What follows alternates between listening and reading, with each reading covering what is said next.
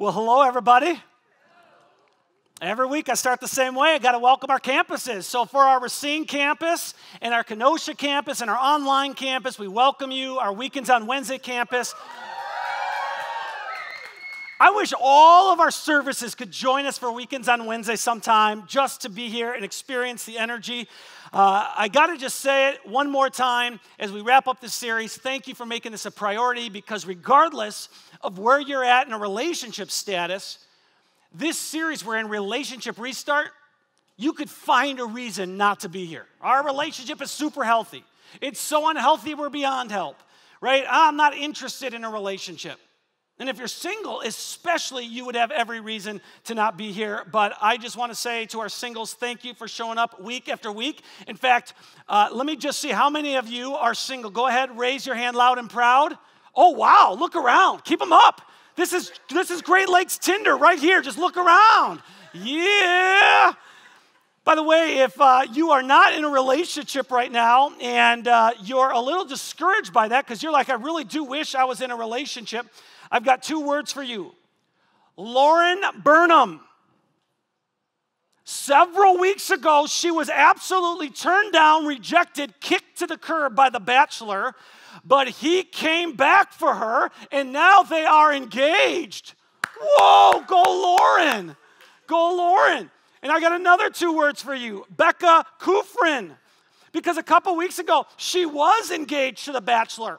And now she's no longer engaged to him, and her life was about to spiral out of control. Everything was about to fall apart, no purpose in life. But then she was named the Bachelorette for next season. Come on, if you can watch this stuff without a box of tissues next to you and chocolate and a little glass of wine, you're a better person than Pastor Justin. So we are so excited for whatever season is next of The Bachelorette and whoever is chosen. For those of you truly, though, saying, I do want to get into a relationship, I'm going to help you out today by giving you 10 great pickup lines. All right, most of these came directly from Pastor Tony during his high school years. Number one, did your license get suspended? Because you're driving me crazy. Number two, did you just come out of the oven? Because you are hot. Number three, are you a parking ticket? Because you got fine written all over you. Number four, are you religious? Because you're the answer to my prayers. Number five, was your dad a boxer? Because you're a knockout. Number six, it's a good thing that I have my library card because I am totally checking you out. Number seven, life without you is like a broken pencil. Totally pointless. Number eight, you're so sweet, you're giving me a toothache. Number nine, are you an orphanage? Because I want to give you some babies. Oh, yeah. And then finally, number 10, this was the one Pastor Tony used to absolutely bait Michelle. My love for you is like diarrhea. I just can't hold it in. There you go, 10 great pickup lines. Now here's the deal. If you missed any of the series, I'm going to do a quick recap for you. Week number 1, the biggest threat to any relationship, healthy or unhealthy, is a little word called drift. Yeah, way to go. And if you're not careful in the key areas of your relationship, it's going to be easy to drift over time. And then eventually you're going to wake up and say, I'm not attracted to you. Or I don't know who you are. Or I feel like I'm not in love anymore. And so we have to be careful we don't drift from one another. And if there has been drift, we just got to find ways to put down anchors right now in our relationship and work towards coming together again. Week 2, we talked about how to win at conflict without losing at love. And what we said was that in every relationship, there's going to be conflict. There's going to be tensions that need to be managed. There's going to be problems that need to be solved. Just remember, that's the enemy. All right? You and your spouse, you and your partner are not enemies. You're fighting those things together. And even if the tensions are never managed and the problems are never solved, if you can grow as a couple, that is a win. And then in week 3, we talked about this little thing called the crazy cycle. We talked about this revolving door of frustration in a relationship where you just constantly feel like we're fighting about the same things. We're discussing the same things. This is getting old. This is getting old. This is getting old. And we said to get off the crazy cycle, we need to somehow meet the needs of our partner. And if you forget every other need, the primary need of most women is to feel love.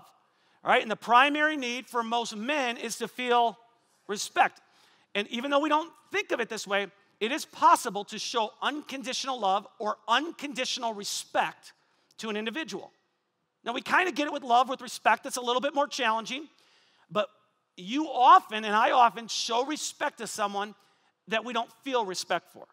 Right? They're in a position of authority, and we just choose to do that. And so that was week number 3. Week 4, we talked about great sex. All right, that was last week. We talked about sex is more than just the body. If you're going to have great sex, it includes the heart, where there's connection taking place. It includes the mind and what we're feeding into our mind. It includes the soul, and then it includes the body. So great sex includes heart, mind, soul, and body. And it was pretty cool because last week after the talk, there were literally hundreds of people outside smoking. It was just a kind of a unique situation that had unfolded never before at Great Lakes. So if you missed any of the talks, you want to catch up, go to greatlakeschurch.com and click on current series. Now, just a few moments from now, we're going to wrap up our series by talking about what happy couples know. But before we do that, what I want to do is read the first half of 1 Corinthians chapter 13, which is a very famous chapter in the Bible known as the love chapter. And the reason why I want to read this section of verses is because it applies to all of us, regardless of what our relationship status looks like. It applies to parents, it applies to aunts and uncles, it applies to grandparents, it applies to friends, and it applies to acquaintances and co-workers, married people, those who are dating. It applies to all of us. It's a powerful section of verses that every one of us can take something away from. In the context for 1 Corinthians chapter 13, it's very, very important. Right? 2,000 years ago, the Apostle Paul wrote a letter to followers of Jesus living in the city of Corinth. Now, the city of Corinth is actually located in modern-day Greece. So that is where Paul is writing this letter to, and his letter is primarily being written to and read by non-Jews. Okay, these were individuals who prior to following Jesus worshiped multiple gods. And the gods they worshiped, quite honestly, weren't nice. They would toy around with people. They would manipulate people. In some legends, they would even sleep with people even though they didn't care much about them. And the way people thought about these gods is they're angry, they're mad at us, so we got to keep them happy. And so people would find all types of things to sacrifice to the gods. They would sacrifice animals and possessions. They'd sacrifice crops. In some crazy instances, they would actually sacrifice children because their whole deal was we got to make sure the gods are happy. Well, the Apostle Paul writes this letter. And in his letter, he reminds his readers the God you now serve is different than all the other gods.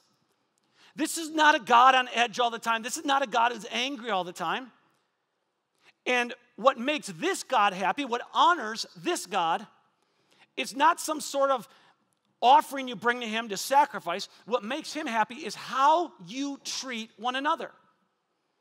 More specifically, how you love one another. Now, of course, his letter was not written in English. It was actually written in Greek, and the Greek word he uses for love all throughout his letter is the word agape. This isn't romantic love he's talking about. This isn't an emotional type of love that he's talking about. Agape love is a faithful love. It's a committed love. It's a love that serves. It's a love that sacrifices. So that's the kind of love he's talking about, and it's the reason the big idea for this series, quite honestly, is just love is a verb. Love is active. Love cares. Love serves. Love gives. And so he writes this letter to a culture that is obsessed with love, but they're obsessed with romantic love. They're obsessed with sex. They're obsessed with the emotions of love. And he says, hey, I'm going to explain to you what love really looks like. Here's how he starts. He says, if I could speak all the languages of earth and of angels, but didn't love others, I would only be a noisy gong or a clanging cymbal. So Paul says, it doesn't really matter how religious you are. It doesn't even matter how talented you are. If you lack love, it's worth nothing. Which means you should never judge me by how I communicate. Right? Because communication's a skill, it's a talent. You can hone it, you can develop it. Everyone in this room has multiple talents. We hone them, we develop them.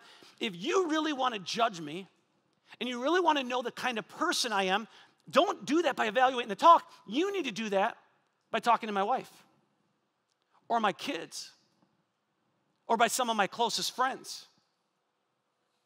Because talent or ability and how I communicate is really not a manifestation of how spiritual I am. Adolf Hitler was a great communicator. So Paul goes on to write this. He says, if I had the gift of prophecy, and if I understood all of God's secret plans and possessed all knowledge, and if I had such faith that I could move mountains but didn't love others, I would be nothing. So if you have the ability to foretell the future, right? You've got all types of organizations calling you all the time because they want to know what stock prices are going to be, and they want to know where the economy's headed, and they want to know what's going to happen in the world of politics and the government. And if you had that kind of amazing ability but didn't love, who cares?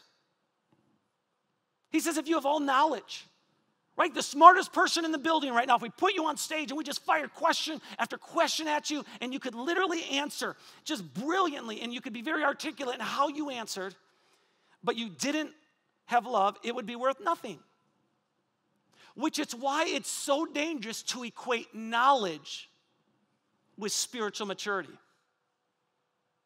In church circles, every so often there's a word that people use to talk about and express their desire for more knowledge. The word is deeper. I want to go deeper. I'm going to go to another church because I want more deeper. I need some therapy for this stuff, right? I want to go deeper and deeper and deeper. In reality, going deeper has very little to do with knowledge. It has everything to do with what we do with our knowledge. Now, knowledge is not a bad thing. Knowledge is a good thing. We need knowledge. If we're going to obey God, we need to know what we're obeying. We have crash courses here at Great Lakes, right? I encourage people, join a crash course. Take some of these theological type of courses to understand understand the different things we teach around it. Every week, I teach, right? There's nothing wrong with knowledge. But to equate spirituality and our level of spiritual maturity with knowledge is a wrong thing to do. You want to evaluate spiritual maturity, you have to evaluate how well do they love. How quick are they to obey what God wants them to do? Well, Paul goes on to write this. He says, if I gave everything I have to the poor and even sacrificed my body, I could boast about it, but if I didn't love others, I would have gained nothing. Right, this is super intense. Come on, if I gave everything away, if I sacrificed my body, doesn't matter. Love is what matters. Agape is what matters. Serving is what matters. Commitment is what matters. And then Paul takes some time, and this is so helpful to all of us, to articulate what love actually is. And you may be familiar with some of these words. He says this, love is patient and kind. Love is not jealous or boastful or proud. So it's not jealous. If you get to be the center of attention, that's okay. Love isn't jealous when you're more talented than me, when people laugh at your jokes and they don't laugh at mine. When you get to have more attention, when you're the life of the party, love is not jealous. And it doesn't boast. Love doesn't try to one-up the other person. Oh, that's a good story, but let me tell you my story. Right? Love doesn't do that. Love says, hey, I'm going to let you shine. I'm going to let you have center stage.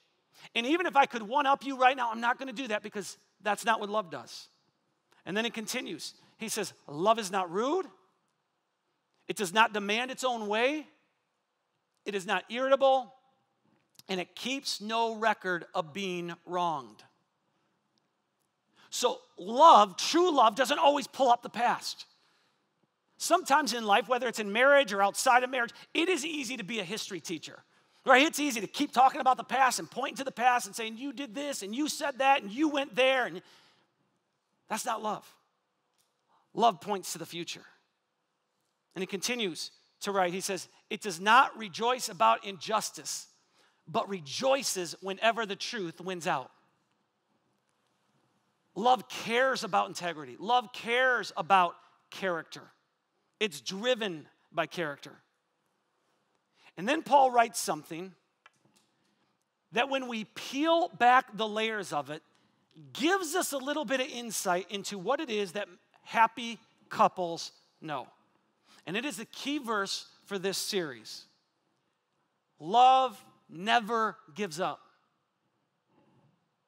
It never loses faith, is always hopeful, and endures through every circumstance.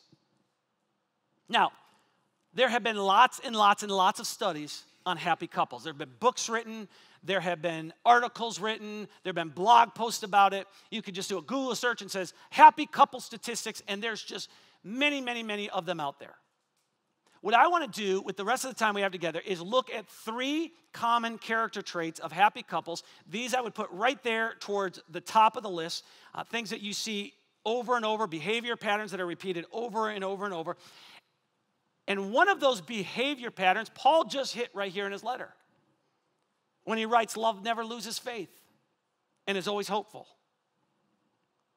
One of the most common traits that happy couples have and that they have in common is this: they believe the best.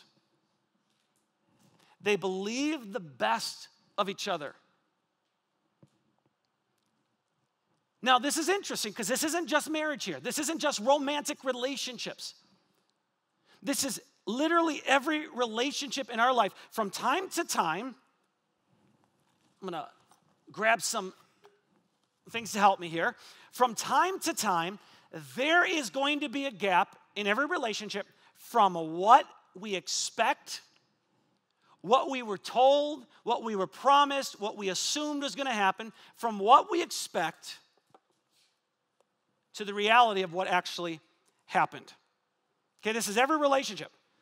So from time to time, there's going to be this gap between what we thought was going to happen and what actually happened.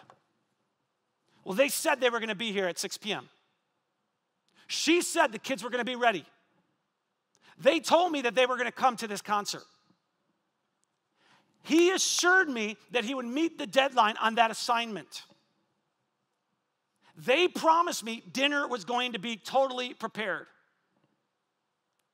They assured me they would do this. In every relationship, there is a gap at some point, right? Not in every conversation, everything that unfolds, but in every relationship, at some point, there is a gap that you're going to have to address between what you assumed was going to happen and what actually happened. And whenever there is a gap, whenever there are dots that need to be connected and things don't line up, you and I get to choose what we put in that gap. So option number 1, we can choose to believe the best, right? Sunshine and happiness, we can choose to believe the best. So I don't know why he's late. I don't know why she didn't do this. I don't know why they weren't ready. I don't know why the project wasn't done in the time it was told to be done. But here's what I know. They're an amazing person. They aren't trying to hurt anybody. I'm sure once I hear why that happened, why that unfolded the way it did, I am absolutely confident that it's going to make sense to me. Okay, so that's one of the options. The other option is we can get all dark and blue about it and we can believe the worst. Well, they did it again. I knew it. I mean, this is what they always do. They do. They just all the time. I just expected this was what's going to happen. And so here's the deal. Whenever there's a gap between what was expected and what actually happened, happy couples find a way to make it a habit to believe the best. Okay, this is what it means to not lose faith. This is what it means to be always hopeful. And so I'm going to say it again. Every time there's a gap between what I was told, what I was led to believe, what I was promised, what I was assured, and what I actually experience, I have a choice to make. And I get to choose the story I tell myself. One of my favorite stories of all time took place in March of 1990. Some of you are going to remember this. This is when the Chicago Bulls were trying to go to the playoffs. They were playing the Cavs, and so they're trying to clinch a spot in the playoffs. And it's just an amazing story because it is the night that Michael Jordan happened to score his all-time high of 69 points in one game. Tremendous game for Michael Jordan. It just so happened the same night, his teammate, rookie Stacey King, scored 1 point. He had a free throw. It was actually important that he made that because at the end of the game, they were tied and it went into overtime. And if he hadn't made the free throw, they wouldn't have been tied. And so they go into overtime and the Bulls end up winning the game. And what I love so much about this story is at the end of the night, a reporter throws a microphone in front of Stacey King and says, Stacey, give us your take on the game tonight. And here's what he says. He says, I'll always remember this as the night that Michael Jordan and I combined for 70 points. Attitude is everything, right? How you train your mind to think, the story you tell yourself, everything. And this is a keystone habit for happy couples. Every time that there's a gap, even if it's the same gap over and over and over, what you decide to place in that gap will impact your happiness. And of course, I realize this is going to be a huge obstacle for a lot of us. Because we're like, okay, in theory that makes sense. But one of the big obstacles is when they do it over and over and over and over, and it's the same thing.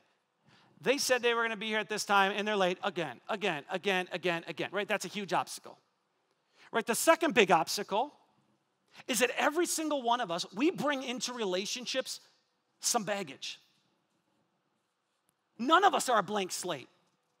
So when we came into the relationship, we had our daddy issues, our mommy issues, our grandparent issues. We had issues from previous relationships, right? I was so excited. I loved that guy. And then I found out I was one of like 14 girlfriends he had at the same time. And we bring all of this into our relationship. And so for some, there's going to be a way more difficult time trusting and assuming the best than for others, right? Because we bring our fears and our insecurities. We bring our disappointments, and so it's easy to go blue. It's just easy to get down and discouraged, and it's just natural, and I don't even fault anyone for this. There are certain behaviors that are going to trigger the responses we have, and it's just like we can't help that. At least that's how it feels. But here's what I want all of us to hear. It's still a choice. And if you choose to be driven by suspicion and by mistrust and doubt and cynicism, I can assure you, you will find what you're looking for. I mean, your partner may be walking on pins and needles. They may be doing everything they can to please you, but if you are driven by suspicion or cynicism or mistrust, I'm telling you, eventually you will find what you're looking for. And so you have to choose what kind of environment are you going to create. Is it going to be one of trust? Is it going to be one of giving the benefit of the doubt? Or is it going to be one driven by cynicism and suspicion? When there is a gap, you get to choose what you put in the gap. Now, the irony is I'm literally writing this talk earlier in the week, and I'm at my house, and it's in the morning, and then I go to take a shower. I get into the shower, and it is blasted cold. And my wife just took a shower. She takes long showers. And so automatically, where does my mind go? She did this to me again. She wants me to get mad. She wants me to she wants to frustrate me. And so I had to literally, as I take the shower, I have a smirk because I know what I just wrote. So I'm trying to train my mind. And I'm just like, man, I just got to think of the good, right? We have had 12 years of marriage bliss. Just to keep it, we've been married 22 years, but 12 years of marriage bliss, right? I'm going to keep that in my heart. Later the same day, again, true story, later the same day, I go to make myself dinner. My wife's working, and so I'm making myself dinner, and I want some eggs, and I want some toast. And I go to get the eggs, and we have uno eggs left. And it's just this thing boils inside of me. I feel like there's this conspiracy. Everybody's taking the eggs. So I'm trying to train myself. Maybe she's hidden them because she wants to make me chocolate chip cookies later. Maybe, and I'm trying to, and it's not working, okay? I'm going to tell you, it's not working, but it is a training of the mind. So what do you put in the gap? When you go to throw out the trash and you realize that the person who took out the trash never replaced it with a new bag? What do you put in the gap? When you get in the car to go to work and your spouse was the one who drove it last and it is completely on empty, like you think you might be pushing this to the gas station, what do you put in the gap? When you call your wonderful partner and they don't answer, and you know they're not working, and you know that they can absolutely pick up the call right now, what do you put in the gap? Here's the deal. Happy couples assume the best. They believe the best. It's a trait they have in common. Second common trait that happy couples know and happy couples work toward is they manage their expectations. They just do a great job of managing their expectations. So they try on the expectations. Now, here's what I expect. They try to just be very limited in that. Now, here's the deal. Every couple starts out their relationship with hopes and dreams and wishes. Okay, they have a picture in their mind of what their relationship's going to be. And this isn't just something we do right before we get married. I mean, many of us, this starts off like in middle school. Right? When I was in middle school, anybody with me on this? We played a game called MASH. Anybody else play this? Mansion, apartment, shack, and house, right? You get to sit there and pretty much it's this guessing game of like, hey, I wonder who we're going to marry and where we're going to live and what kind of car we're going to drive and what kind of career we're going to have. Now, for me in 7th and 8th grade, I was still kind of holding on to Daisy Duke. I'm not going to lie, all right? And so I didn't really care where I lived or what I did for a career or what I drove as long as I had Daisy with me. Every couple has hopes and dreams and wishes. Nothing wrong with that. But if we are not careful, those hopes and dreams and wishes will evolve into expectations. So now I don't just hope and wish that my wife would make dinner for me every night. I expect it because that's what my mama did. Right? I don't just hope that we're going to get to go to my parents again for the holidays. We've done that the last 7 years. Right? I expect it because that's what we've always done. I don't just wish and hope that my husband would take care of the budget and would put the bills together because that's what my husband always did, or my dad always did. Or that's what my mom always did. Of course she should oversee the budget. Nothing is going to make a couple more unhappy than when one of the partners is trying to show love to this person they're in a relationship with and they're doing everything they can, but they can never please them because they have so many freaking expectations. And here's the deal, guys. I have a mortgage on my house. I've been paying it faithfully for 7 years. There have been years I've actually made multiple payments, more than I was actually even supposed to. Do you know how many, in 7 years, how many thank you notes I received from Johnson Bank, who holds my mortgage? 0. Never sent me a thank you note. Why? Because they expected me to make my payments. And the reason that expectations are so dangerous in a relationship is because they absolutely kill the potential to either give love or receive love. So I take out the trash, but nobody's going to thank me for it because it's just expected. That's what I do. I'm going to do the dishes. Nobody's going to thank me because that's just what I do. I'm going to pay the bills. I'm going to bring home the majority of the income. Because this is just what I do, and this is what I'm expected to do. And so there's no gratitude and appreciation being shown. And then to fuel the problem, often the expectations we have are just outrageously unrealistic. I've been married to my wife, Rindy, 22 years. And one of the unrealistic expectations that I still hold on to, I just, for whatever reason, have had a difficult time letting it go, is I want her to be intense. Now, if you know my wife, she ain't ever getting intense. So I want her, when she sees stuff just kind of out of place at the home, that she get intense. Ooh, got to pick up, because that's what I do on my days off. I have a big checklist. Every day I'm off, I just have this checklist of stuff I'm going to do around the house. I want, when our kids are out of control, for her to be like, get over here right now. Never going to happen. But I keep training myself, or I keep telling myself, it can happen, it can happen. And it is the cause of so much frustration. Now, on the flip side, she often has this expectation of me that, Dave, you need to just calm down. You need to just be, la, la, la. Absolutely true. When we go on walks, she will say, Dave, will you please slow down? And I will say, will you please speed up? Right? And so unrealistic expectations. Happy couples have learned to flip the script. Whenever they see their partner doing something, even if it's something they do all the time, they see it as a gift. They show appreciation. They do a great job of expressing gratitude. Now, the third habit that happy couples have in common is they stay hopeful. Every relationship goes through seasons, good seasons, bad seasons. And somehow in either of those seasons, they find a way to stay hopeful. So I want to take a few moments and I want to hear from my good friends, Tad and Gina, about some of the seasons that they have been through in their relationship and how they've learned to stay hopeful. Check this out. Who's going first? You want to go first? Okay. You tell it better than I do. We were in college, and I went to a birthday party. We both went to a birthday party, and we were meeting up with our best friends. And I actually had a boyfriend at the time, so he likes to say I met my wife while she was sitting on her boyfriend's lap. And that was the first time we met. I always like to say she wore this little white sundress, and I was gone. And we danced. I think we both knew right away that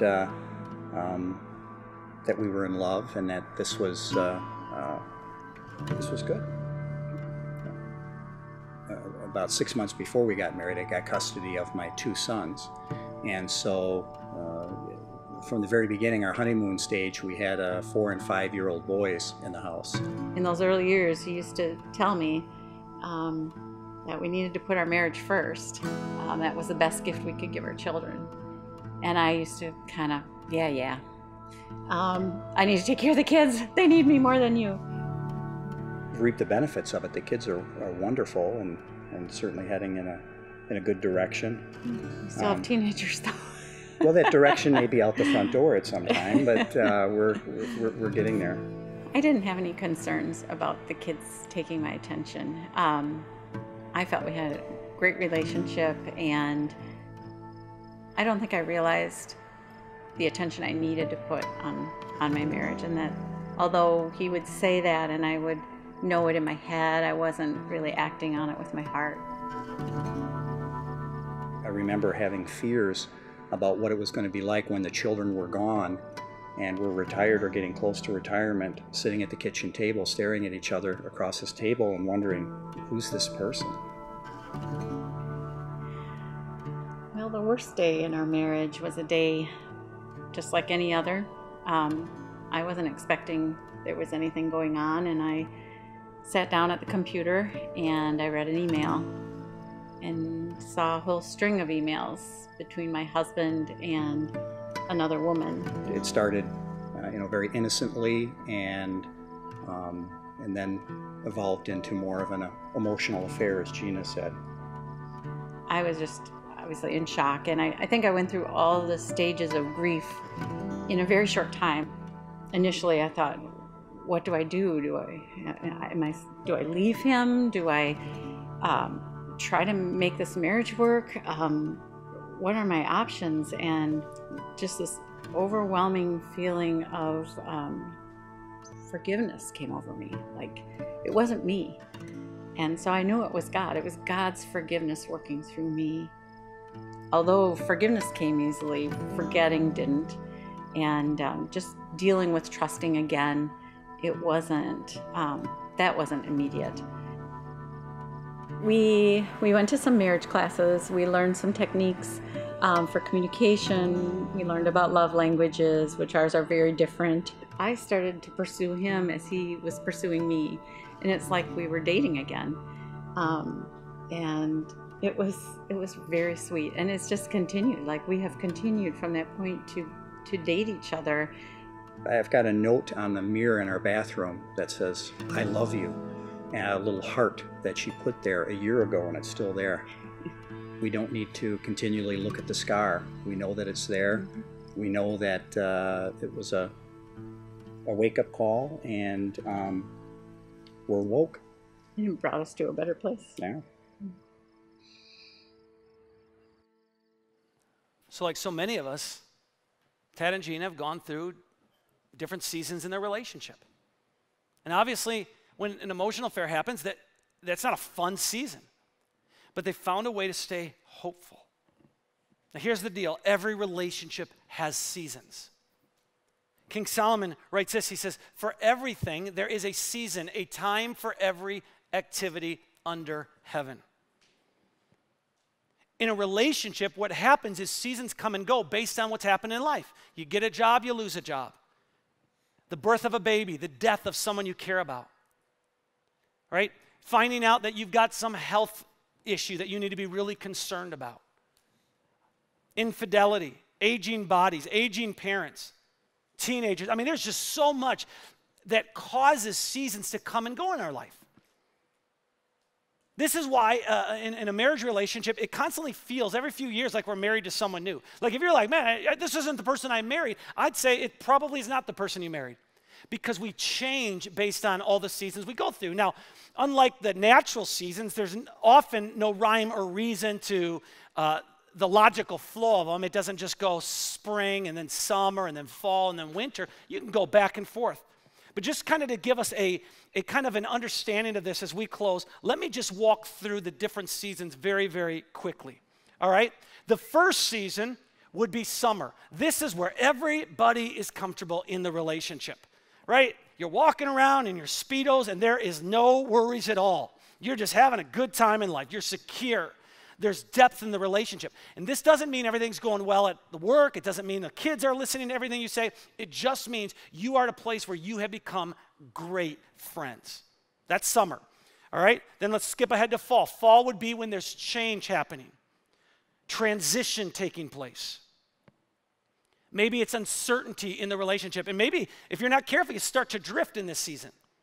See, for many of us, this is our favorite season of the year. Fall's like, man, colorful leaves. It's just beautiful. It's gorgeous. Let's do the drives.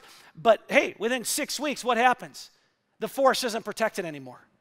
The color's gone. And so if you're in a season of transition in your relationship, maybe it's because of busyness, maybe it's because you're both working so much, maybe it's because of things going on with the kids, just be careful that you don't become disconnected.